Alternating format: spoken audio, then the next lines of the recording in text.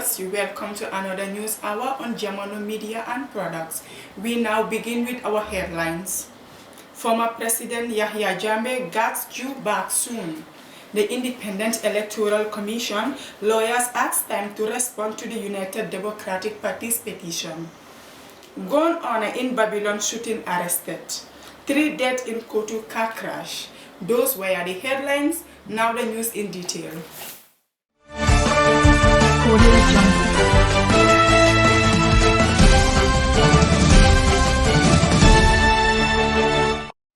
The Standard has been reliably informed that members of the former President Yahya Jammeh's guards who sent with him into exile in Equatorial Guinea 5 years ago are due to return to the Gambia in the next 5 days.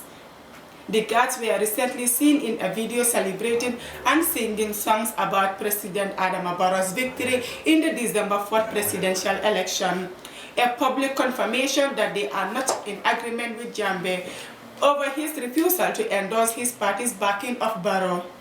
An APRC source told the Standard at the time that plans are afoot to repatriate the guards and their independence from Equatorial Guinea as soon as possible. Last night, a credible source told the Standard that the first batch of the guards was due back on Sunday. Yesterday, but a little hitch delayed, but they are certainly on their way back to the Gambia. They could arrive anytime from now. In fact, it could even be today or tomorrow. Our source emphasized. Asked how many guards are due back, our source said they could number about 10, some with their families. The Supreme Court of the Gambia last Friday had the petition filed by the United Democratic Party and the Independent Electoral Commission. During this first sitting, the matter was mentioned but could not proceed as the representations of the IEC informed the court of their late receipt of the process filed by the UDP. Lead counsel of the IEC, Keba Sanya, gave the court's indulgence to grant a short adjournment to enable them to respond to the UDP petition. The application for adjournment was granted by the court and the matter was adjourned to Wednesday, the 22nd December 2021. Meanwhile, the President of the Supreme Court, Chief Justice Hassan B. Jallow, has disclosed that tomorrow, Tuesday, that the court will hear the application filed by the legal counsel representing Adama Barrow for the dismissal of the petition filed by the United Democratic Party. Chief Justice Hassan B. Jallow informed all the counsels in the matter to meet in his chambers today around midday to draw a roadmap as to how the matter could be handled within 30 days and before the inauguration of the president-elect. Police have confirmed the arrest of a 70-year-old man who believed to be the owner of the gun used accidentally by a little boy to kill a 12-year-old girl in Lamen, Babylon, Thursday.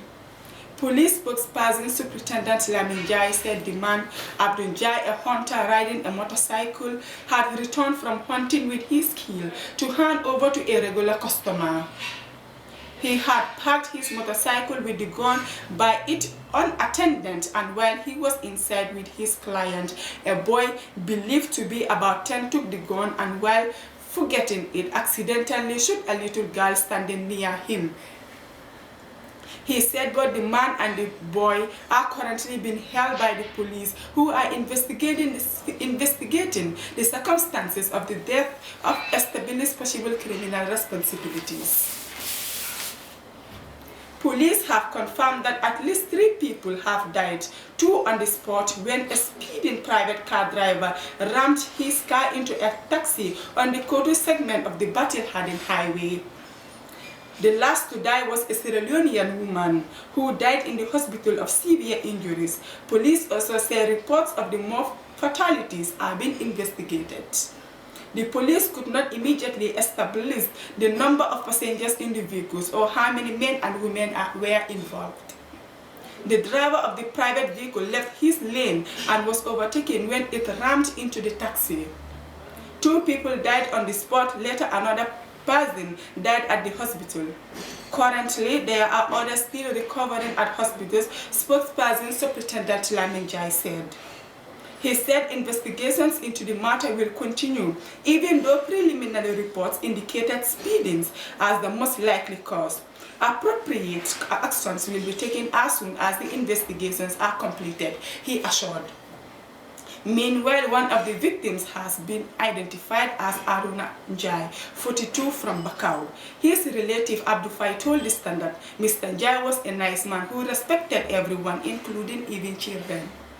He never associated himself with any nonsense. We will miss him, an emotional Mr. Fai said.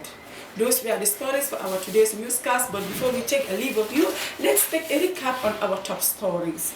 Former President Yahya Jammeh's guards due back soon. The Independent Electoral Commission lawyers asked time to respond to the United Democratic Party's petition. Gun owner in Babylon shooting arrested. 3 dead in Kotu Kakras. Those were the stories. Thank you for joining us. Do have a nice day. I am your presenter, Maria Magellan.